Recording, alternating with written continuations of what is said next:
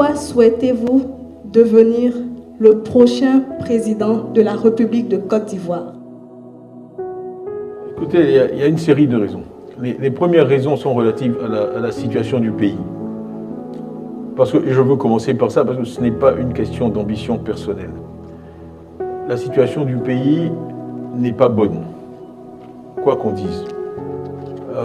Il y a eu des progrès réalisés, et il faut aussi que ceux qui entendent ce discours arrivent à entendre aussi bien le positif que le négatif, parce que je veille toujours à faire les deux et à dire les deux. Malheureusement, certaines oreilles n'entendent que le négatif. Donc, bien sûr qu'il y a eu des choses positives, il faut toujours respecter le travail d'autrui. Les gens travaillent jour et nuit, il y a des millions d'Ivoiriens qui travaillent jour et nuit, ils accomplissent des choses. Ça, c'est incontestable. Il y a eu des progrès réalisés, il y a eu des infrastructures réalisées, tout ça, c'est sûr. Mais j'en reviens toujours au problème fondamental que j'ai souligné à Soubré. Beaucoup d'entre vous étaient là-bas en juin 2024 quand j'ai dit, écoutez, la Côte d'Ivoire est 135e dans le monde en PIB par tête. Donc ça, c'est le niveau de richesse de notre pays comparé aux autres pays du monde. Il y a 193 pays dans le classement. On est 135e. Donc en développement humain, bon, j'avais consulté moi les statistiques accessibles qui disaient qu'on était 166e. Ça a déclenché un tollé, puisqu'il semble que certains disent qu'on n'est pas 166e, mais 159e.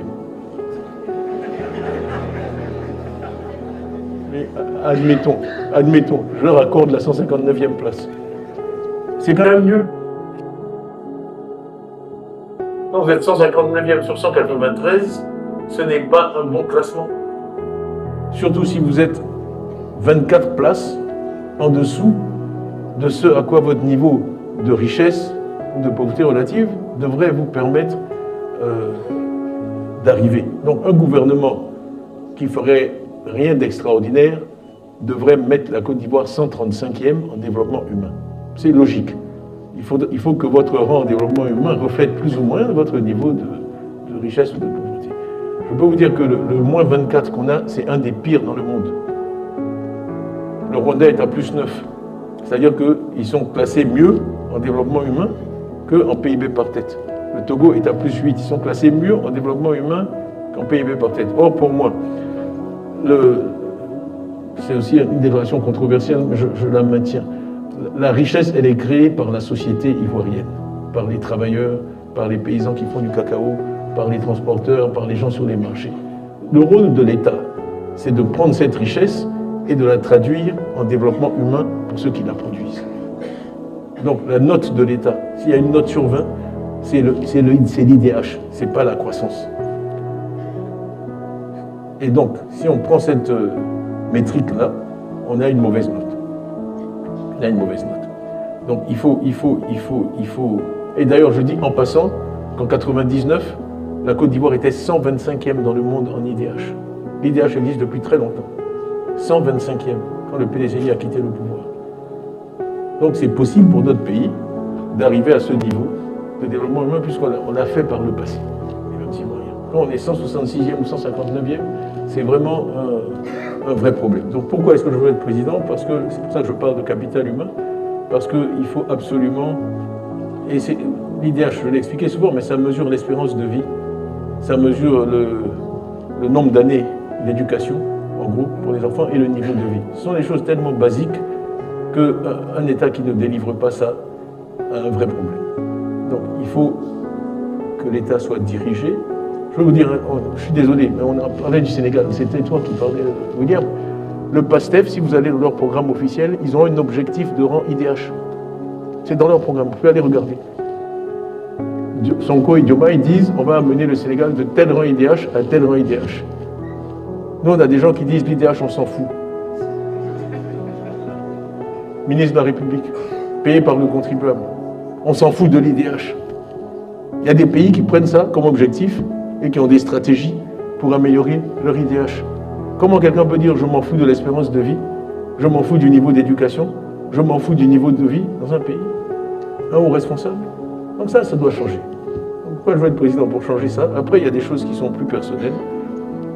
Notre pays a besoin de réconciliation. Et là, on entre dans des facteurs qui sont fortuit. Mais je pense qu'il y a dans mon équation personnelle des éléments qui font que je pense que j'ai plus de chances d'être crédible quand je parle de cette réconciliation et plus de chances de la mener avec succès. Parce que je l'ai dit à Odiéné, ça a été interprété de façon diverse. J'ai dit, je suis le premier musulman président du PDCI. Le point que je voulais souligner, ce n'est pas que je suis musulman, c'est que j'ai été élu démocratiquement, à 96,48%, et ça a vraiment fermé la bouche à tous les gens qui traitaient le PDCI de parti anti-musulman, etc. Donc ça a complètement...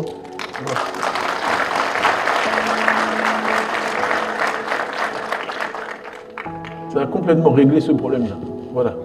Et c'est comme ça qu'on avance, en démontrant que des préjugés ne sont que des préjugés, ne sont pas basés sur des faits, qu'un musulman peut tout à fait être président du PDCI, que ça ne pose pas de problème. C'est aussi pour ça que j'ai tenu à aller à Odiéné, parce que j'avais dit en décembre à Yamoussoukro que le PDCI allait retourner dans le Nord. Moi, j'ai une vision de la Côte d'Ivoire où tout le monde peut aller faire campagne partout où il veut. Si le RHDP veut aller à Toumoudi, à Diboko, personne ne leur interdit. Et si le PDCI veut aller à Odiéné, ben, tant mieux. Mais une conception de la Côte d'Ivoire qui est complètement territoriale, avec chacun. Il y a le Nord serait interdit au PDCI. Mais enfin, pourquoi? Pourquoi? Ça n'a aucun sens. Donc, il y a vraiment un travail à faire de réconciliation. Moi, je viens d'une famille très œcuménique. Le président Houphouët-Boigny, pour nous qui étions près de lui, il a construit la mosquée, peut-être vous êtes trop jeune, mais il a construit la mosquée de Yamoussoukro bien avant de faire la basilique.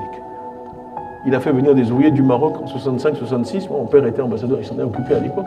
Il a fait, le roi Hassan II lui a donné les meilleurs artisans parce qu'il voulait avoir la plus belle mosquée, en disant que comme je suis catholique, si jamais je fais une église, les gens vont dire que c'est parce que c'est ma religion. Mais moi, je suis rentré à Polytechnique grâce aux catholiques. Ça a été rappelé, mais j'ai fait mes classes préparatoires, maths sup, maths spé, à l'école Sainte-Geneviève de Versailles, qui est jésuite. J'ai été accueilli par les jésuites. Quand il y avait du porc à la cuisine, ils nous faisaient des plats spéciaux. Ils nous prêtaient la crypte sous l'église. Pendant mes 2 années de prépa, on a fait la prière du vendredi sous l'église, dans la crypte. Donc j'ai d'excellentes relations. J'ai été pendant longtemps au conseil d'administration d'une des plus grandes charités jésuites dans le monde. Donc moi, l'œcuménisme, pour moi, c'est une valeur centrale. Et je crois que c'est un discours que la Côte d'Ivoire a besoin d'entendre. Un discours vraiment de rassemblement. Je suis désolé, c'est une longue réponse, hein, mais c'est une question importante. Donc, et je crois que, je dis, mon équation personnelle me permet de dire toutes ces choses-là de façon crédible, sans heurter qui que ce soit.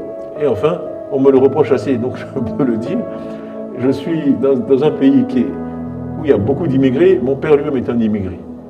Donc, comme ils disent eux-mêmes, il n'y a pas de Tiamko en Côte d'Ivoire. C'est sûr.